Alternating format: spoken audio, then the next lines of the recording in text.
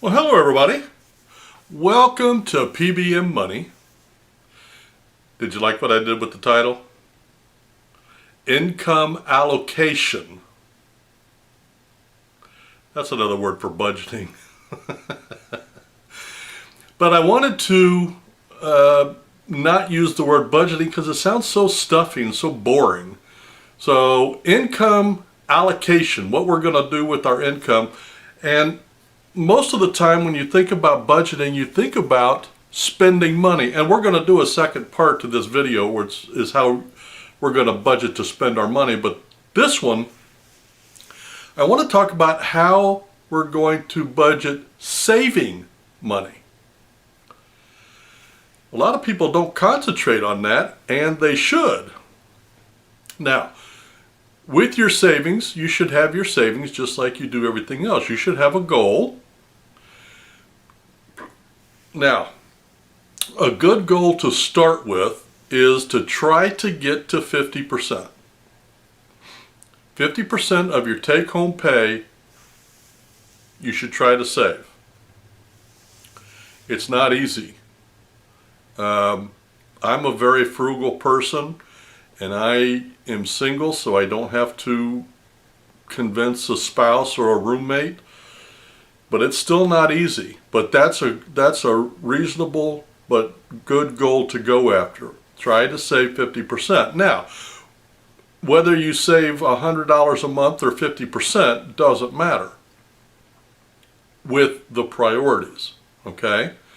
The first thing you need to do is to get an emergency fund set up. And you need to put all of your savings into that emergency fund until you get, Dave Ramsey recommends $1,000. I think that's kind of a low number, especially if you own a car or a home, I think if the only asset you own is a car, then that's probably decent. I mean, a transmission going out is around $1,800. So you'll use up all of your emergency fund, plus you'll still have to put $800 on a charge card. But $1,000 is a good place to get started. Not because it's adequate, but because it'll get you started. So let's assume that you've got $1,000 in your emergency fund. And I'm assuming that each month as we go along, you're going to add just a little bit more to your savings. Now, your savings accounts should be divided up into 3 different categories. Short-term, medium-term, long-term. Okay? Your short-term would be your emergency fund. And any money that you're going to need in the next month. Your medium-term would be savings accounts that you're saving for a specific purpose within the year. As an example, my daughter is in school, and I know that twice a year she's going to need school books. So I would put money into that account specifically for her school books. And then long term is the big goal. What are you saving for? Are you saving for a car? Are you saving for a home? Are you saving for retirement? Whatever your big goal is, that account is designed specifically for that need. Now, depending on your age, depending on your income, depending on your goals, you allocate your savings into those accounts. As an example, if you're just getting started, you put 100% into your emergency fund until you get to that number. After that, then you continue to add to your emergency fund, only you cut back on the amount to half. So let's say you're putting $100 a month in. Now I want you to put $50 in, and then take that the other $50, and I want you to invest it. What do I want you to invest it in? Well, it really depends on what your goals are. I mean, if you're young and you're just getting started, I would put the other $50 into a retirement account.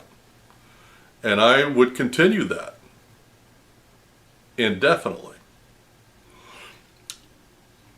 As you are able to eke out more money from your income for savings, then you take that. So let's say that you're able to change your cell phone carrier, and now you're going to save another $50 a month. I want you to take that $50 and I want you to start investing in the market. It's $50. And the reason I want you to do that is because history shows that over time, the stock market is a very good investment. I just recently did a video where in any 10 to 15 year period of time, the stock market makes an average of about 7%. And if you buy stocks with dividends, that'll add another 2 or 3% on top of that. So it's a good investment when you consider that a savings account is now paying you less than 0.5%. I've got money in a savings account, quite a bit actually, but it's not there to make money. It's there to protect it, because next year we're going to try to buy a duplex, and I don't want to crash in the market to dash my hopes. So I'm willing to sacrifice a year of interest on that money so that I know that it's there. If the market crashes, what money I do have in the market will be drastically reduced, and I will still buy, because then I'll be buying deals. So the key to asset allocation, and I heard this on another video, was to make sure that every single dollar of your income has a purpose.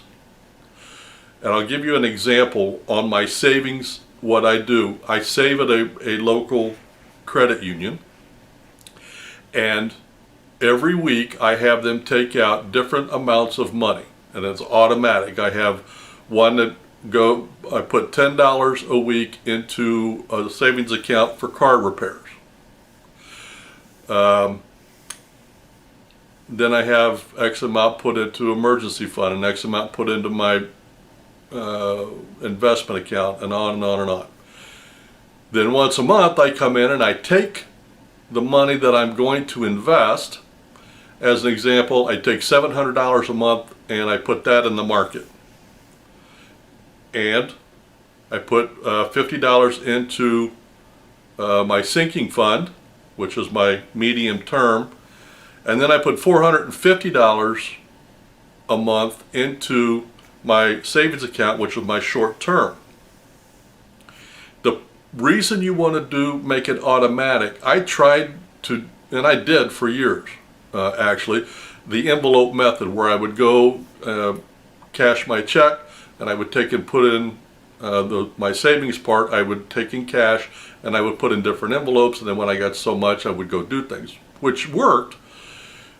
But as you grow, it becomes more cumbersome, it takes more time, it takes more effort, and a lot of times you just forget to do things. So if you automate it and have the money go to your accounts automatically, and I even have my tithe taken out every week. That way I don't have to worry about anything. I don't have to go to the bank. My deposits are automatically deposited. The savings is automatically done, and all I have to do is write checks to live. So make every dollar work for you, and that includes in your savings account. Now,